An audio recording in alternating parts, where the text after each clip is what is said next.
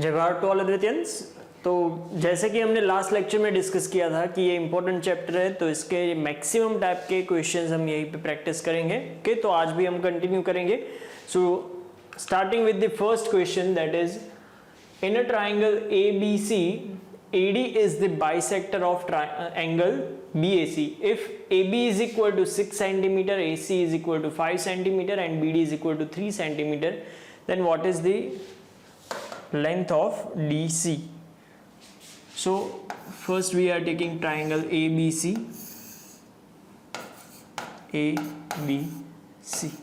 Next data क्या है? AD is angle bisector of BAC. BAC angle के लिए एंगल बाइसेक्टर है AD. Okay, next AB is equal to 6 cm,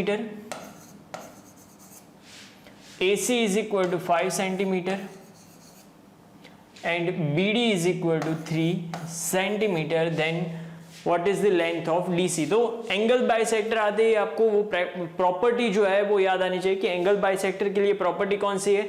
so angle bisector के same side पे जो sides के पार्ट होंगे, एक AB और एक BD, उसका रेशियो जो है वो किसके साथ इक्वल होगा? AC एंड CD के साथ। तो यहाँ पे अगर रेशियो कंसीडर करेंगे तो डायरेक्ट हमें आंसर मिलेगा। So AB upon BD is equal to AC upon CD।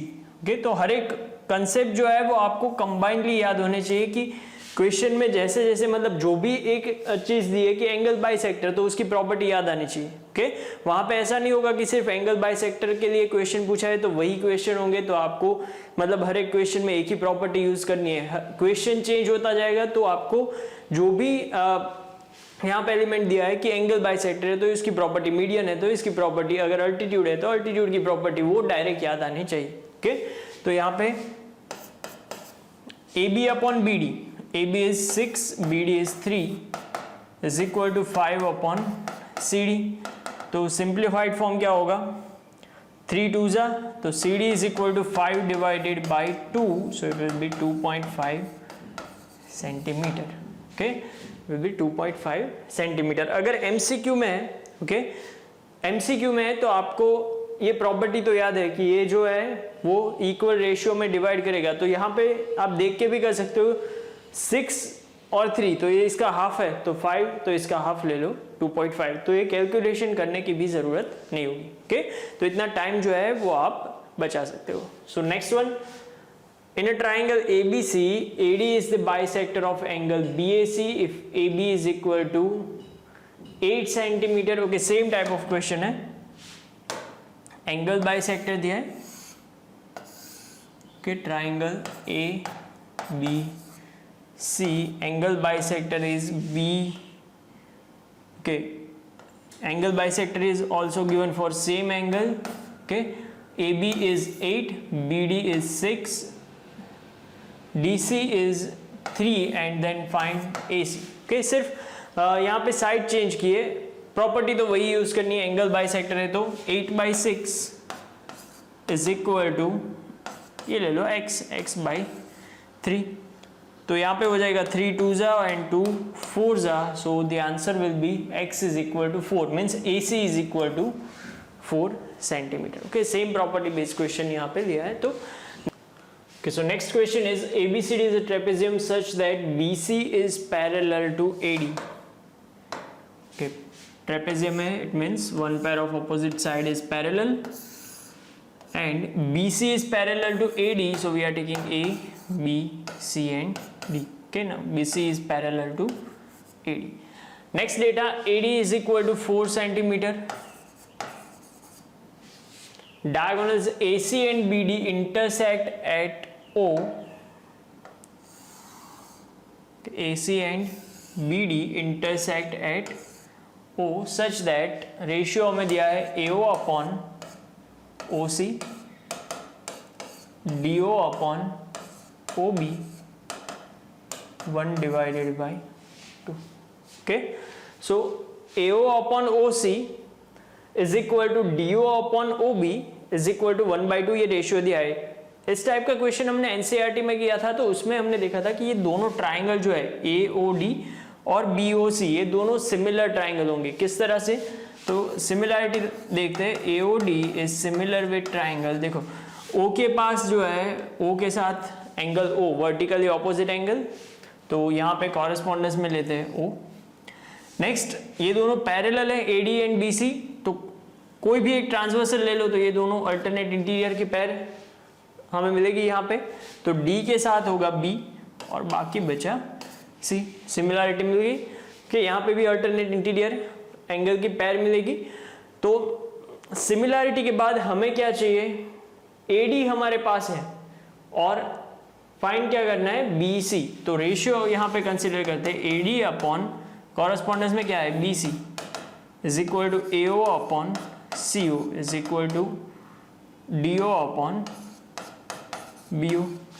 AO upon CO के एंड DO अपॉन BO, ये दोनों की वैल्यू हमारे पास है 1/2। कोई भी एक के साथ कंपेयर कर दो तो AD upon BC is equal to 1/2। हमारे पास किसकी वैल्यू है, AD, तो 4 divided by BC is equal to 1/2, so BC is equal to 8 centimetre. Okay, so the correct answer is option B। Okay, so next one, triangle ABC is right triangle at right angled at A and AD is perpendicular to BC, then what is the ratio of BD upon DC?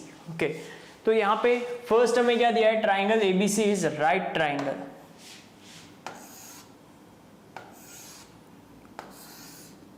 सो इसमें right angle कौन सा दिया है, angle A। Angle A is right angle. Next, AD is perpendicular to BC. AD is perpendicular to BC. Then, what is the ratio of? Okay, यहाँ पे नाम लेते हैं A, B and C. What is the ratio of BD upon DC? BD and DC के लिए ratio find करना है। Okay, तो हमारे पास यहाँ पे पहले ऑप्शन देख लेते कि ऑप्शन में क्या है, AB AC के फॉर्म में, AB एंड AC के फॉर्म में, second option AB and AC के फॉर्म में, third option AB and AD के फॉर्म में, फोर्थ ऑप्शन भी AB एंड AD के फॉर्म में। अभी ये कंडीशन कौन सी है, okay, AD is perpendicular to BC।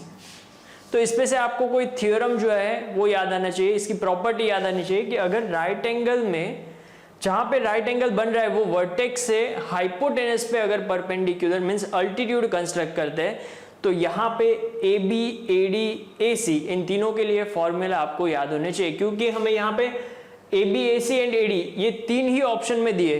Okay, तो हमारे पास इन तीनों के फॉर्मूला है, AB का भी फॉर्मूला है, AD का भी फॉर्मूला है और AC का भी फॉर्मूला। तो फॉर्मूला नोट करते हैं, तो आगे हिंट आपको पता चलेगी कि AB square is equal to, AB square is equal to क्या होगा, BD इंटू BC। ओके, तो BD into BC। Next AD square के लिए क्या होगा, AD square is equal to क्या होगा, तो AD square is equal to BD into CD के, BD into CD। Next third one, AC square is equal to क्या होगा, तो AC स्क्वायर के लिए फॉर्मूला है AC square is equal to CD into BC के, CD इंटू BC के। याद कैसे रखना है ये भी हमने डिस्कस किया हुआ है। तो अभी तीनों के लिए फॉर्मूला मिल गए। रेशियो में किसका चाहिए, तो देखो BD अपॉन DC कौन से फॉर्म में चाहिए, तो AB, AD और AC के इन तीनों में से किसी फॉर्म में चाहिए। तो यहां पे देखते हैं BD अपॉन DC कहां से मिल सकता है। ओके, तो